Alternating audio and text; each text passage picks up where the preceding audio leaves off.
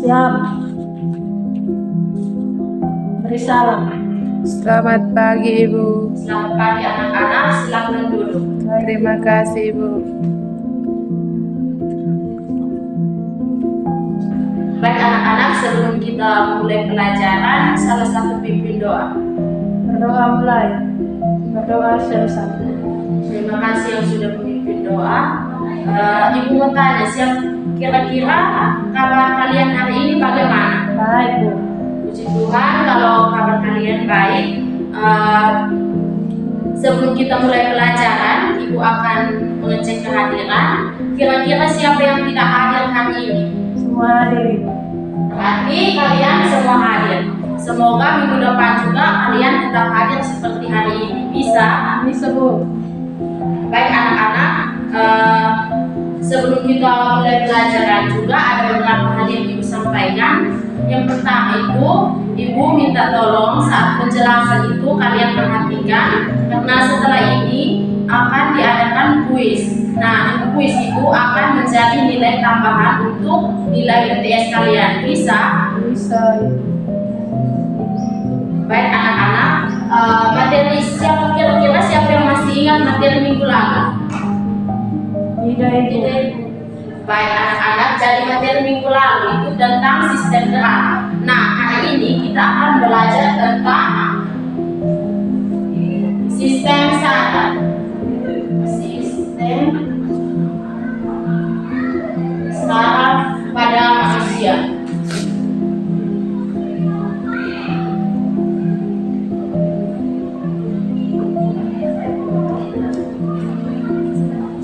Ada yang tahu pengertian dari saraf?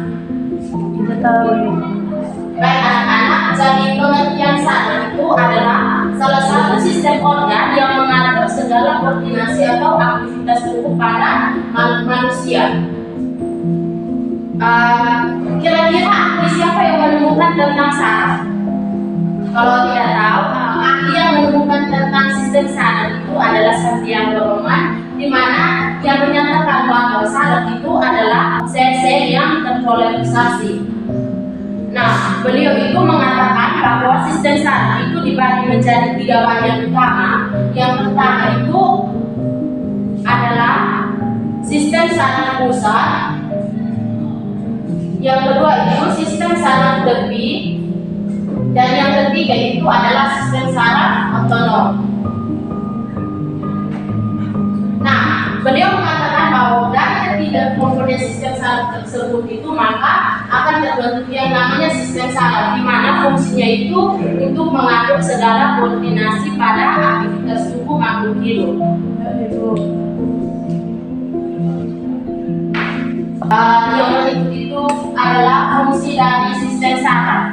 Jadi anak-anak, fungsi sistem saraf itu seperti yang sudah Ibu jelaskan tadi, bahwa fungsi utamanya itu adalah mengkoordinasi aktivitas tubuh. Yang kedua itu dengan adanya sistem saraf maka manusia itu bisa menanggapi yang namanya rangsangan.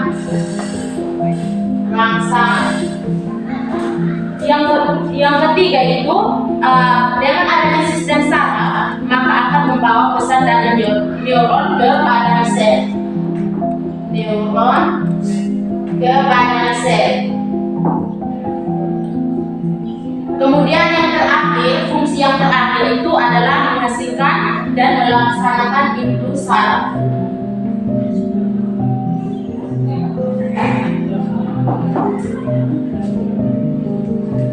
Nah, anak-anak, supaya Ibu jangan jelaskan sendiri, maka Ibu akan membentuk kalian menjadi 3 kelompok. Di situ kalian akan menjawab pertanyaan-pertanyaan dari Ibu. Setelah itu kalian perwakilan dari kelompok kalian itu akan mempresentasikan atau memaparkan materi yang sudah Ibu bagikan. Bisa?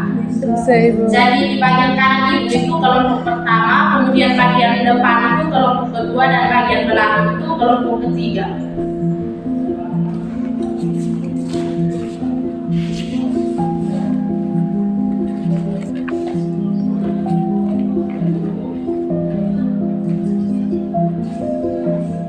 Baik anak-anak, silakan kerja, waktunya mulai dari sekarang.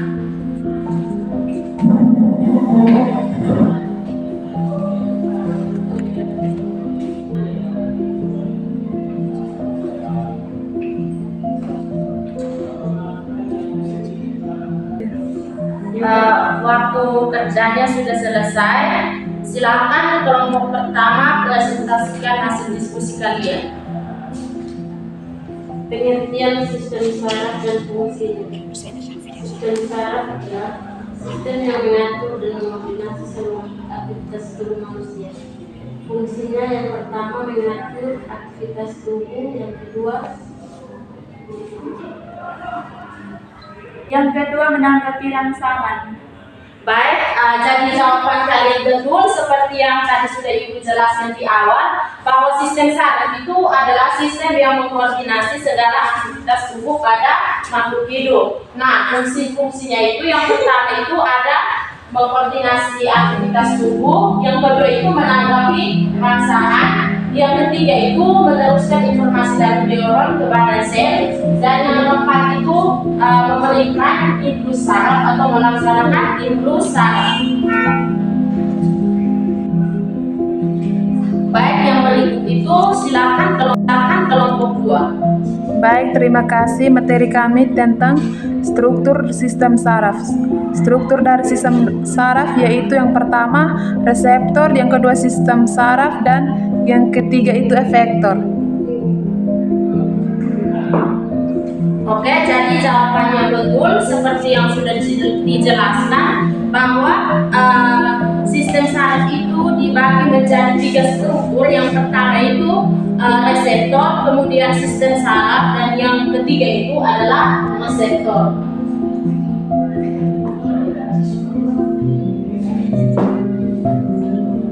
Nah, dari ketiga struktur tersebut, yang terakhir itu ada yang namanya impuls saraf. Nah, impuls saraf itu seperti yang tadi sudah Ibu jelaskan, bahwa dia itu bisa menerima rangsangan atau pesan yang diterima oleh reseptor dari lingkungan luar. Di dalam impuls itu ada yang namanya gerak sadar dan gerak tak sadar. Gerak sadar dan gerak tak sadar.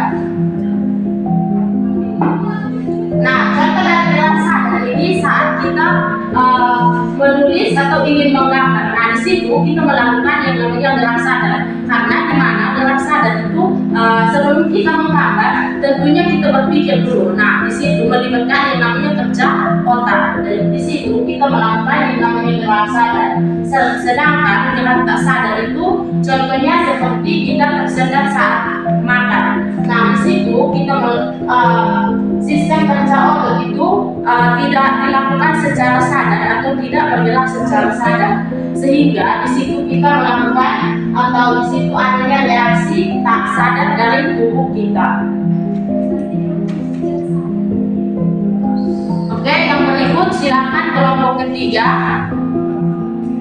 Jadi baik, dan tugas kami yaitu tentang gangguan pada sistem saraf manusia. Jawabannya yang pertama stroke, gagal otak, dan amnesia. Jadi jawabannya betul. Jadi penjelasan yang kedua itu tentang jenis sistem saraf. Jadi jenis-jenis sistem saraf itu seperti yang tadi sudah Ibu jelaskan, ada 3 komponen, di mana yang pertama itu sistem saraf pusat. Nah, sistem saraf pusat ini dibagi menjadi 2 bagian, di mana bagian yang pertama itu adalah otak. Nah, otak ini juga dia ada beberapa bagian. Yang pertama itu otak besar. Nah, seperti yang gambar ini adalah gambar otak besar.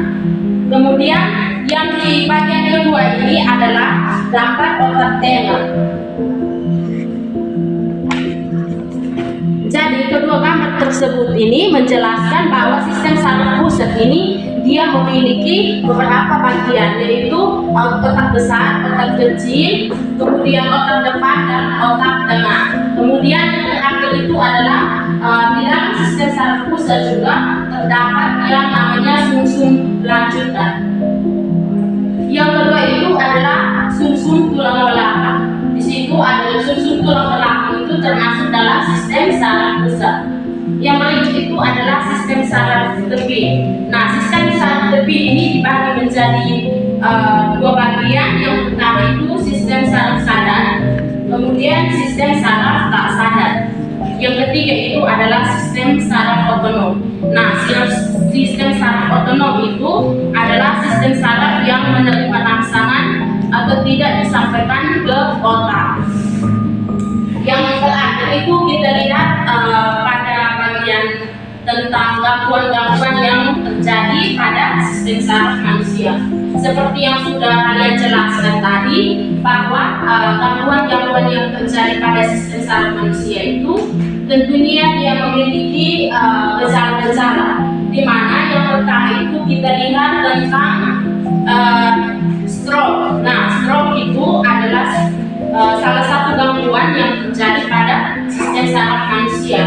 Kemudian yang berikut itu adalah amnesia. Contoh sederhananya itu ketika seseorang itu mengalami kecelakaan.